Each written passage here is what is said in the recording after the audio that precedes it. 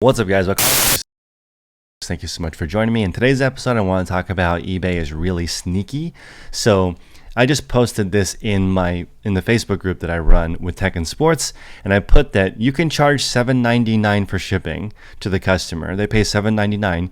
You only pay $7.33 for a flat rate envelope, and yet you lose money on that, even though you padded the shipping a little bit above what you paid, because eBay's 12.5% final value fee, if you're in managed payments, is actually $1 on that $7.99. So you only get $6.99 and you pay $7.33.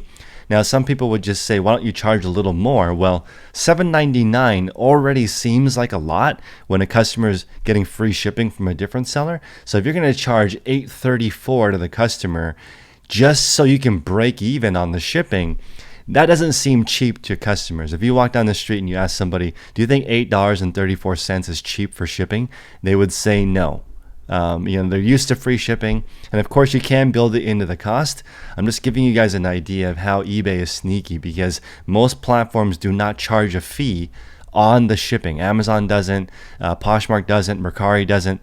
eBay is getting an extra 12 point. It's essentially they're getting 1.25% extra on every single sale because they're charging you on the shipping. So I'm going to give you guys an example of how that works. If you guys have never been to my channel before, you can follow my store. It's Daily Refinement on eBay. This is my public store. I do run more than one store, and I'll go over why I do that in just a moment. In the last 31 days, we've done $46,601 in this store, and the store is about 13 months old. It does net over $100,000 a year.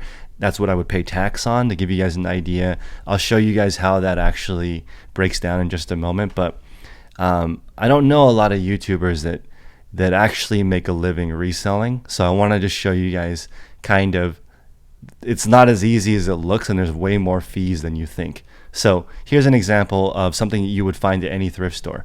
Just 2 pairs of men's pants. Definitely from the same person, same wear pattern. You could pick these up. I charge $7.99 shipping on top of these. So this is going to be profitable, even though I discounted the second one to make the deal with the customer. Even if you pay $10 for these jeans, so if you pay $20 and I charge the customer $7.99 per pair, you're still going to make a couple of bucks profit. But it's important to recognize that as we continue to do this, the fees continue to go up and up and up. And I have actually been offsetting the cost by getting a lot better at reselling. I'm going to give you guys an example here. So this is me photographing an item. So one of the reasons why I like to film myself when I am reselling is to get an idea of how long things take. So this is me setting up a flat lay that's actually vertical. So my items are photographed without falling off because I'm using this new material that's sticky. And this is me taking all 12 photos of the item because customers can't really touch the item. Right now we are in the middle of a situation where people can't go shopping as much. So I'm doing the best I can with 12 photos. I personally do actually still edit photos, so I'm trying to make them as professional as possible, but I'm timing this whole process to get an idea of how long it takes to do something. And then after I do it, I usually train somebody else to do it. But this, for me, from start to finish, photographing the item, packing it, putting it in the plastic, is roughly 40 seconds. And it would be a little bit faster if I had the tables at waist height. But again, this is just something that everyone should be doing so that you can get an idea of how long things take for you to do. So I've broken down some of the costs here for you guys to look at, sort of how the expenses add up per month. So I give you an idea on the previous month. So I have 11,000 items in my store. My sell-through rate is roughly 17%. I have about a $25 average sale price. I put in here a shipping cost of $8. It's not $8, it's less than that because not every single one of my items is a padded flat rate envelope. But a padded flat rate envelope right now is $7.91. And I like to be conservative when I do estimates. So let's assume I'm paying $7.91 for each item. Which is conservative. I'm not. Sometimes it's a first class mail. Sometimes it's a flat rate envelope, which is $7.33. So in the Facebook group, I also posted a video of me doing some bulk shipping And in the bulk shipping video, I go over how most of the time I use a regular flat rate envelope because it's 58 cents cheaper. So 58 cents cheaper adds up over thousands and thousands of transactions, right? So I try to ship in a flat rate envelope unless it's like really pricey, then I'll spend the extra 58 cents for the padded flat rate envelope. So shipping supplies. Now this is gonna blow you guys' mind. I spent $15,000 on shipping last month. Okay, that's a lot of money. That's like a ridiculous, that's 6 figures in just the post office fees. Okay, so that's crazy. That's a lot of money going to the post office.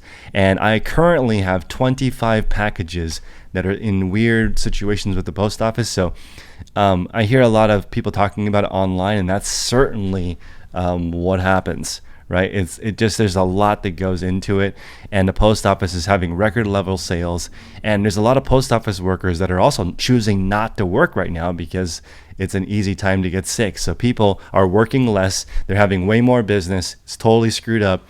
Don't worry, it's not going to hurt your eBay metrics, but it's certainly a lot of expenses. So just make sure you're paying attention. So here's the eBay marketing. This is where people need to pay attention. I have an anchor store. I pay $300 a month for that. I run promoted listings. I have some returns, and there's a 12.5% final value fee because I'm in promoted listings. Managed payments. If you have PayPal, it's slightly more money. eBay managed payments is a little bit cheaper, not that much cheaper, but slightly cheaper. So they still also have a 30-cent fee that I didn't put in this spreadsheet to go over the numbers with you guys. So I have somebody help with measuring, describing, grading the items. I just showed you guys I can do 60 an hour of the photographs. Right now, I just tested myself listing. It takes under a minute. It's maybe like 45 seconds for me to list an item. Also, you guys know there's different parts of my company where I use a virtual assistant, and I use the company Hammock. So if you have questions on that, you can email me at chris@dailyrefinement.com, because not everyone can hire out processes. If you're doing this yourself, you may need help from somebody else. And then in my store, I actually do have a manager. But in this store, since it's like a example to show people, I'm the manager in this store. So I do all the shipping in this store, and it's not completely outsourced. But of all the different things that I do, eBay and consulting and YouTube and whatever else I'm working on, listing and photography and measuring was never interesting to me until I did this partnership with Tech and Sports. We did this. He's going to list 91,000 items this year, and that actually sparked my interest. I was like, wow, this guy's making millions of dollars on eBay, and that's amazing. So I just reverse engineered what he is doing, and it made me think, okay, let's just say I took the exact same model that I'm doing right now, right, and I just upped it to what his store is doing, although he does sell things for a little bit more money than me. But if I were to just increase my store to his size, doing the exact same thing that I'm doing right now, instead of this store making $10,000 a month, it would make $24,000 a month, which is a lot. That's like almost $300K a year. And that's almost to the top 1% of eBay, of income earners in the United States. If I were to just follow my current model, he does make more because his average sale price is higher than mine. But let's just go back to mine, because this channel is not really about other people. It's more about like what I'm doing. So this will give you an idea.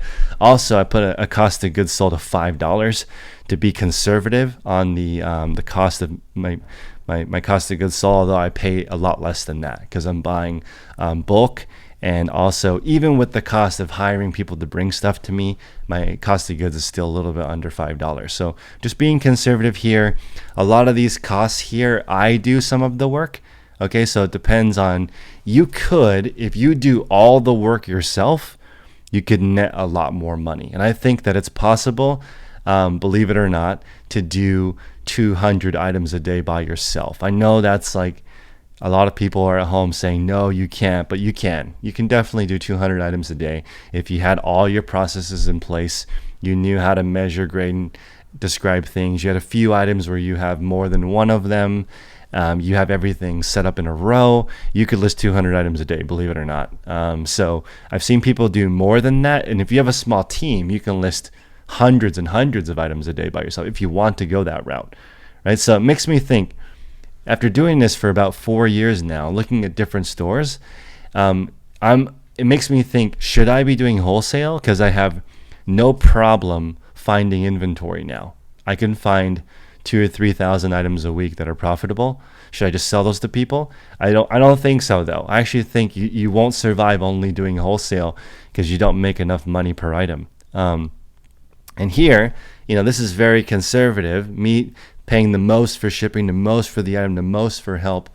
I'm still only making $5 an item, right? You really got to have a high ASP. So as you guys know, even if you've been following me for a while, I used to only sell shoes, right? And if I were to put in a $60 average sale price for shoes, now I'm making a fortune on eBay. But the thing is, I'm not finding 1,000 shoes a week.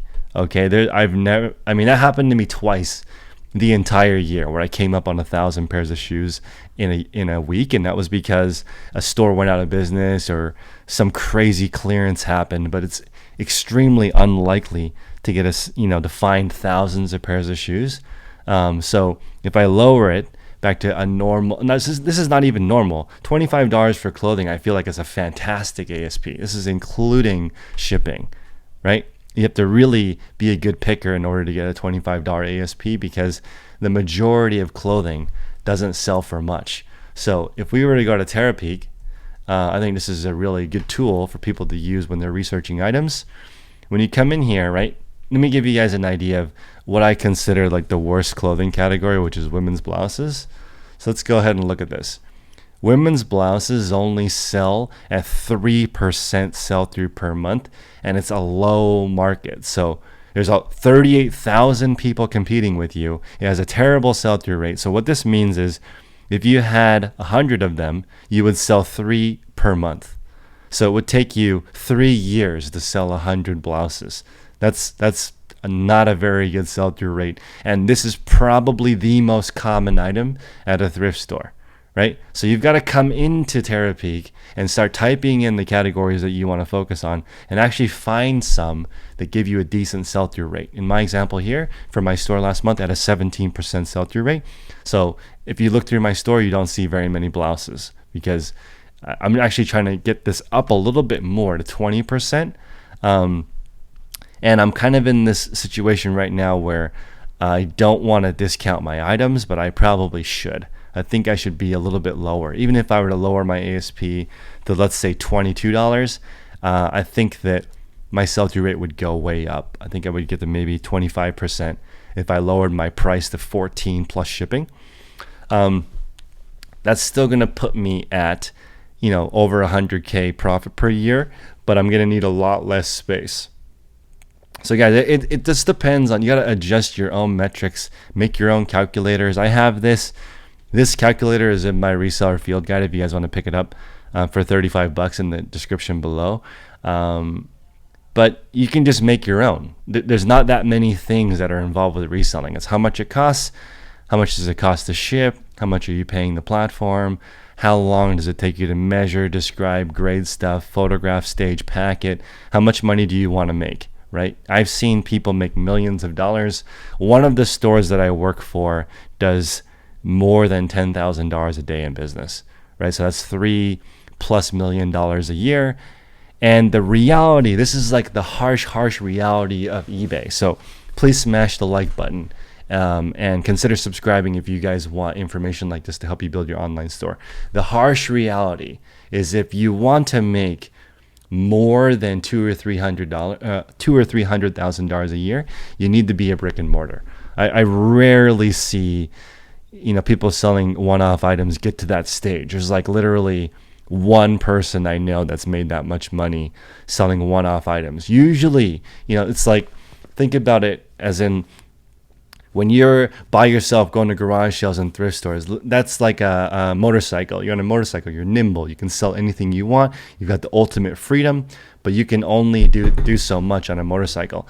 If you have a couple of team members, now you're kind of like in a van. You can go probably a lot farther, but there's more expenses. Vans take up more gas. There's more room. You need to find a bigger parking spot. They're not as nimble as a motorcycle. If you want to make like millions of dollars a year as a reseller, you need to be a yacht, okay, with tons of employees. You need to have some skin in the game with brick and mortar. So just think about what you want to do. For most people, I would say you want to have 1 or 2 helpers and get to this level where you're doing one to 3,000 a day in revenue. Then you're going to be making a comfortable a living, because as expenses continue to go up, right? Shipping is going to get more expensive. Rent's going to get more expensive. And in this example, let me try to make this really accurate. My average sale price is, I think, $26. My sell-through rate is 17. And this is also really convenient because I've been at 11,000 items for about 30 days. I've tried to get to 12,000, but I'm not listing more than's actually selling, so I stayed at the same amount. I'm not paying $617 for rent. I'm spending $1,500 a month for rent for my space, so that's more. But even with all those extra expenses and being really conservative, this store still easily makes over $10,000 a month. So for those wondering how to actually do it, it's probably more work than you think, but it's more achievable than you think if you just grow step by step by step. One last thought with Tech in our resellers group, people consider him an ultra lister, okay, which is a really funny name, like an ultra marathoner. He's listing more than 200 items a day, like 250 items a day. So you can just do the math, right? At that pace of 250 a day, that store is going to get really big. I would be surprised if it doesn't get to 30,000. And then you can just backtrack and see that he's making a healthy living at that level. But can you survive as a small store? Can you still start now and make it as a reseller? I mean, definitely you can. You got to find people around you that are motivated and can get to that next level. In the Facebook group, it's been awesome. People are posting tutorials on how to do things. They're posting, I think Brian just posted a new record. Yeah, he's up 42% since joining the group. And just comes down to listing. They should just rename reselling listing. How good are you at listing, right? And now he's setting PRs all the time. 28 up today, 51 for the week. I'm going to get on Brian tomorrow and tell him that why are we only at 51 for the week? It's already Thursday, right? So something happened in the beginning of the week that made it harder for him to go. But again, surround yourself with people that can push you and put you to the next level, and it's going to be amazing. You won't even recognize yourself after a few years of doing this. If you guys were following me when I first started this, it was literally piles of things all over my house. I stopped doing clothing because I wanted a higher ASP. And the reality is I could not find enough stuff to get the 10K on the bay, which I've been at now for a while. And having a store that's that size makes it a lot easier, but I've spent a lot of time in Terapeak looking for what kind of items sell. And this takes a long time, okay? It's just like a marathon. Tech and Sports being an ultra lister means he's been running for a decade. Okay, that's how you're able to list that many items. You can't just do it no one can run that far right when they start. Okay, so check out our Patreon group, check out the Facebook group, get in here, get an idea. If you guys don't get value out of it, just let me know. I'll give you your money back. But so far, we've only had one person drop out of 109 so far since we started this group. So the value is there, the money is there, but remember, the journey is going to be a little bit harder than you think. So I'll see you guys on the next show. Until next time, smash that like button and make progress daily.